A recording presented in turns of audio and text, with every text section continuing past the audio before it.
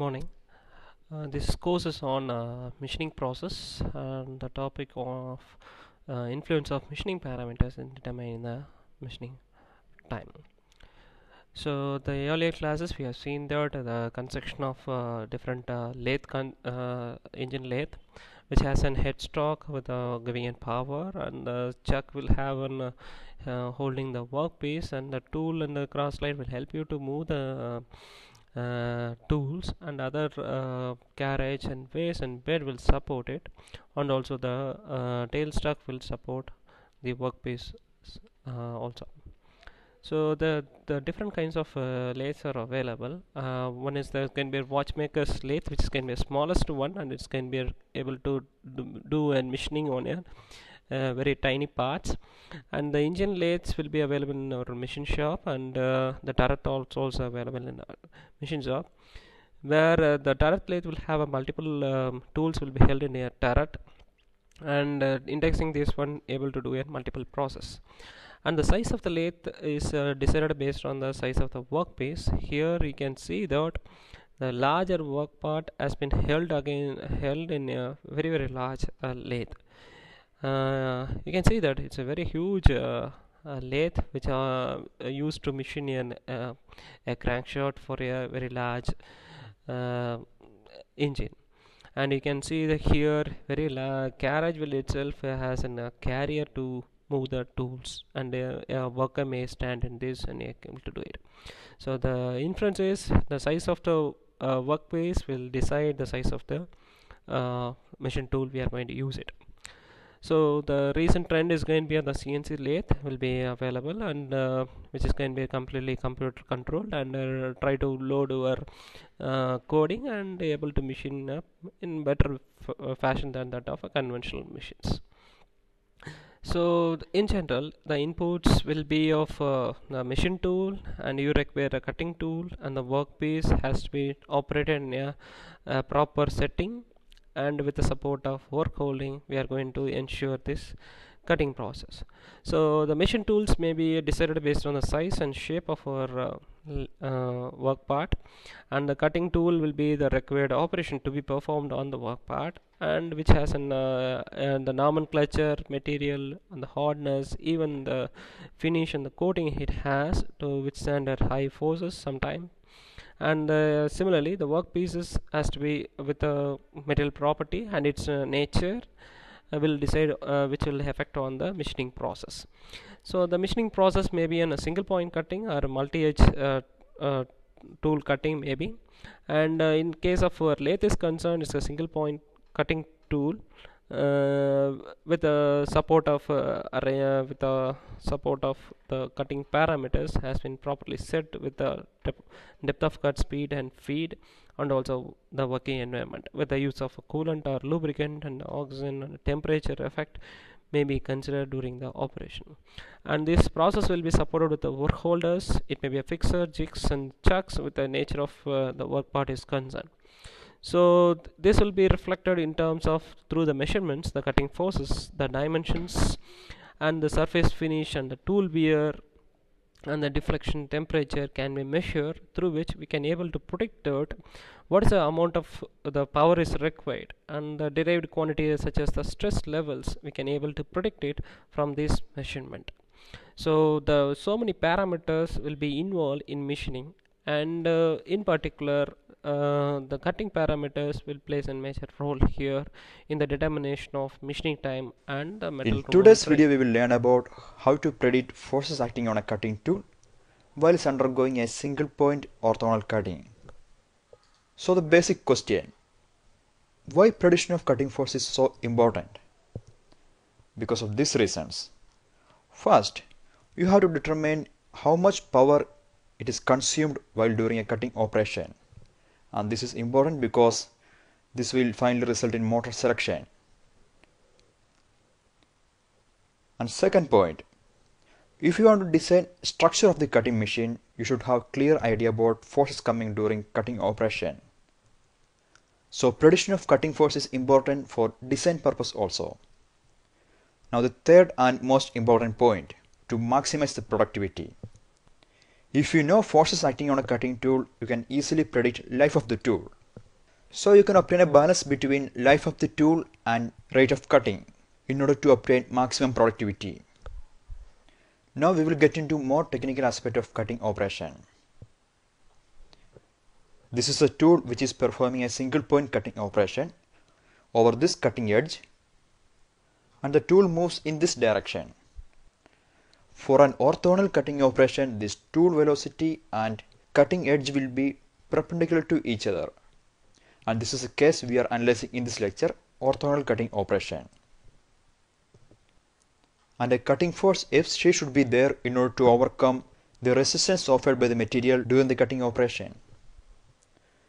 If you multiply the cutting force and the tool velocity, we will get the power consumption. But determination of this cutting force is not so straightforward. For that we have to do some more analysis. So let's get into it. A detailed analysis of cutting. Here alpha represents rake angle of the cutting tool. Here we will do a simple force balance on this cutting chip. During cutting operation, this chip flows upwards with the velocity Vc. And during this motion, the chip rubs against the cutting tool. So there will be a frictional force it has to overcome in this direction, in exactly opposite to the direction of motion. If frictional force is present, then there will be a normal force also, orthogonal to the frictional force.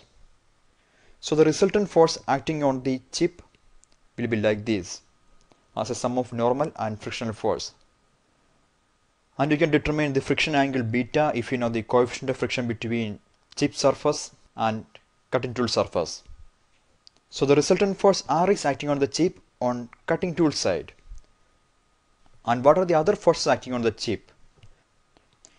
You can see some metal thickness increase from uncut side to cut side. This thickness increase is due to interplanar slip between different metal layers, and there should be a shear force to support that. For simplifying our analysis, we are assuming that this shearing action happens on a single plane, exactly on this plane. And you can determine angle of this plane, phi or shear angle, using a simplified analysis, and this will be the equation for that. Now there should be a shear force on this plane in this direction, and obviously there will be a normal force associating that. If this chip has to be in equilibrium, then resultant of these two forces should be equal and opposite to the resultant force at tool side. So it should be like this. Now we understood what are the forces acting on this chip, but we have to determine direction and magnitude of all these forces. So that's next step.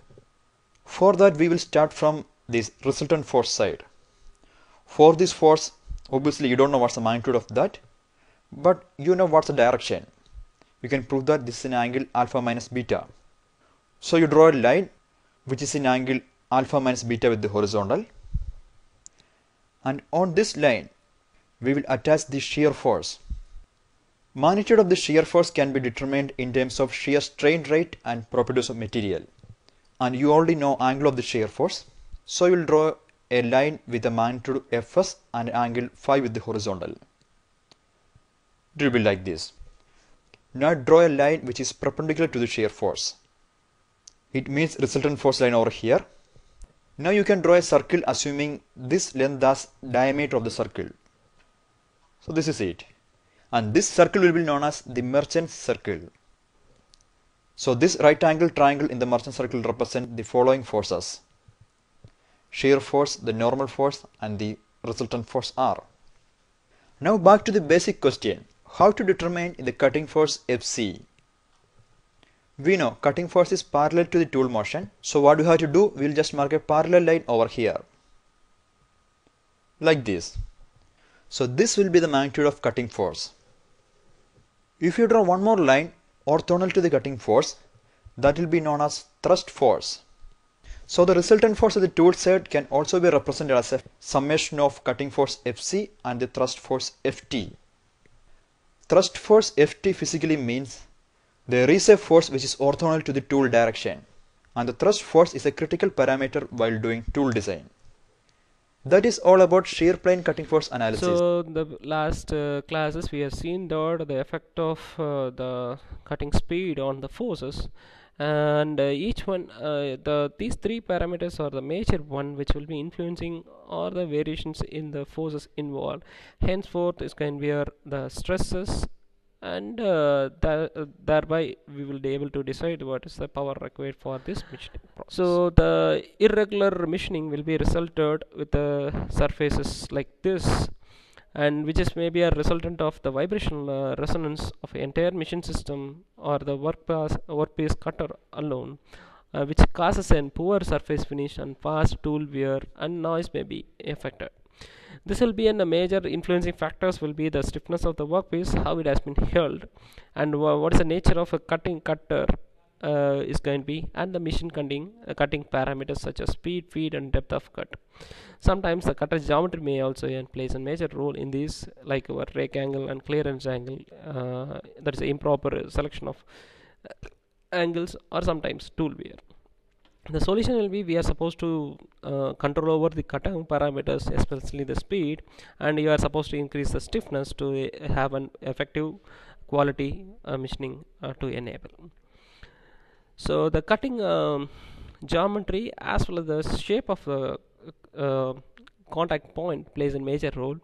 As we see here is going where as we move from the very sharp end to our blended, we may have a higher strength, but the sharp end is required for making machining, and very sharp in the sense the cross section will the minimum will affect into your a greater chip breaking. So we will have this kind of shapes will be utilized as a insert sometimes based on the nature of the materials tool workpiece material is concerned.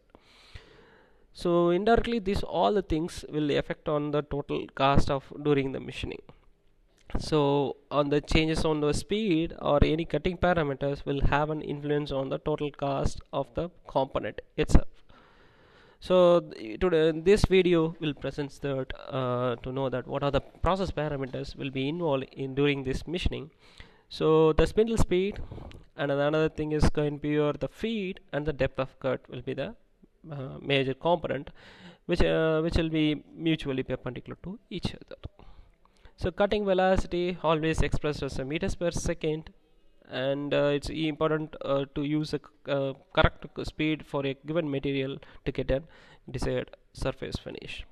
If you are selecting it very too high, the cutting tool breaks down rapidly. If it is selecting a too low, it's a time loss, low production rate, hence the cost of production keeps on increasing.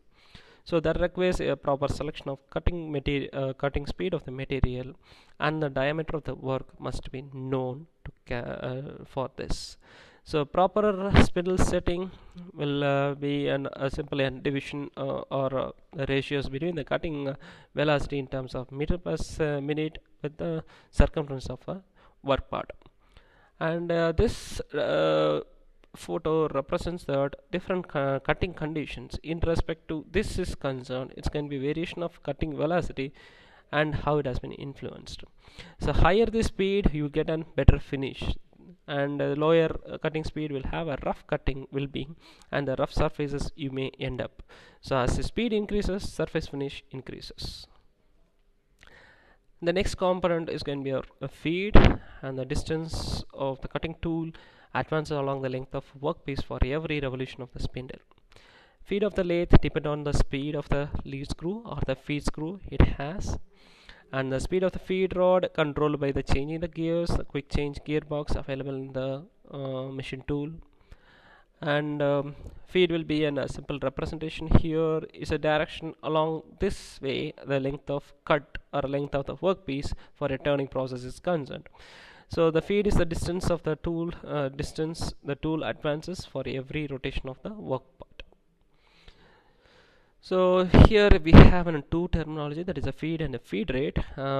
Feed as I said is can be represented in terms of mm per revolution. Sometimes the same thing can be represented in terms of mm per second, is another way of representing the feed. So this is the expression for the feed rate, that is a feed with respect to the rate of the spindle speed has been set.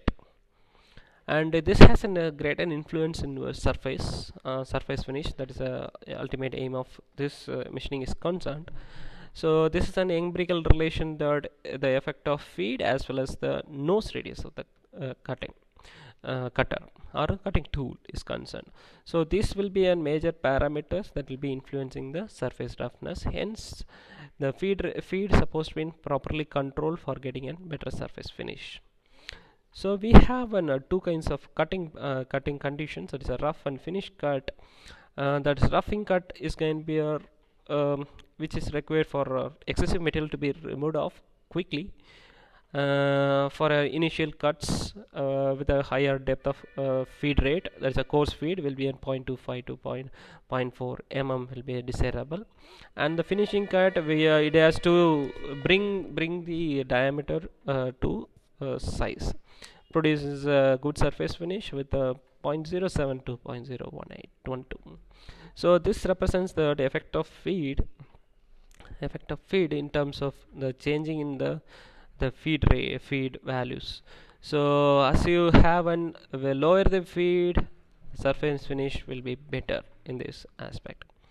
So the nature of material and the kind of cuts will decides the selection of an appropriate feed for machining is there. So a proper combination of tool material and workpiece material with the kind of cuts will decide the appropriate feed for this one to get a better surface finish. So the next parameter is going to be depth of cut. Distance of tool penetrates into the workpiece. It is equal to the half of the differences between the initial diameter and the final diameter.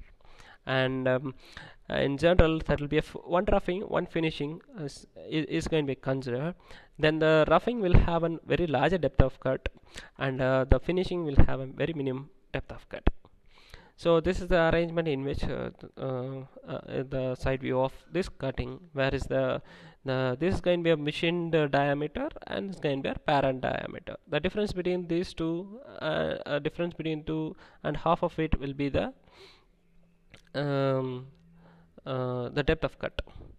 So that has been defined here. The D1 will be the parent material diameter and D2 will be the machine diameter. The depth of cut will be the half of this difference. So this is going to be an effect of depth of cut is concerned. Is going to be as the depth varies, the surface finish disturbs. So in this case, as a lower the depth you have, and better the surface finish is possible. And proper control over this with three parameters will have an effective mistake. So these parameters will be influencing on the machining time, and hence the machining time will be indirectly decides your production rate, hence the cost involved. This is a simple example to show that the rough cutting and other things you can see here, and this will be discussed in the next class, tutorial class, and this will be ends with a total machining time of 29.1. So next observable output quantity is going to be a metal removal rate, which is going to be the volume of metal removed during one revolution. So this will has an influence of the depth of cut and the feed and the diametrical movement. So this will decides in this case. If you are able to represent the same MRR, in this case can be thousands into thousands is going to be meant for work conversion of mm to meter or meter to mm. Since the velocity has been given in terms of meter per minute, this has been given as 1,000. So based on the unit consistency, we are supposed to do it in a proper form. So hence the MRR will be influenced by all three factors, that is V, F and D. V is for our cutting velocity, F is for feed, and D represents the depth of cut. Hence the control over these three things will have an effective quality machining. So these are these references, and you can go through this web links to understand this one in a better form. Thank you, and meet you